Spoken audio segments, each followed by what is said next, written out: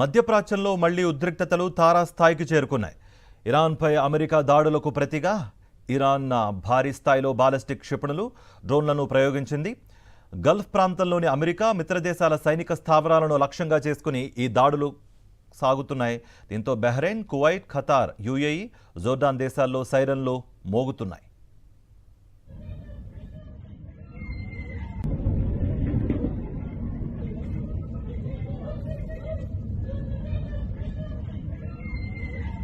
జోర్డాన్లోని మువాఫాక్ సల్తీ air బేస్ను లక్ష్యంగా చేసుకుని Iran క్షిపణులను ప్రయోగించింది. ఈ స్థావరంలో అమెరికా యుద్ధ విమానాలు ఉన్నట్లుగా సమాచారం.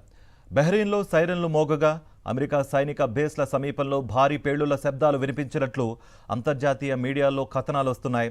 ఇక కువైట్లోనూ సైనిక ప్రాంతాలను లక్ష్యంగా చేసుకుని క్షిపణుల దాడులు జరిగినట్లుగా నివేదికలు పేర్కొన్నాయి.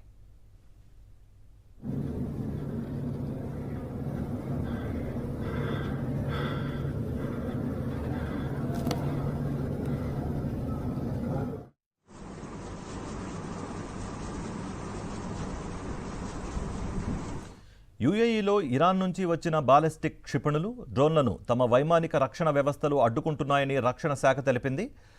దుబాయ్, అబుదాబి ప్రాంతాల్లో పేలుళ్ల శబ్దాలు వినిపించినట్లుగా సమాచారం. ఖతార్లో కూడా పేలుళ్ల సమాచారం వెలువడింది. ఈ పరిణామాలతో గల్ఫ్ దేశాలు అప్రమత్తమై భద్రతా చర్యలను ముమ్మరం చేశాయి. అంతకుముందు ఇరాన్పై 3వ విడత వైమానిక దాడులు చేపట్టింది అమెరికా.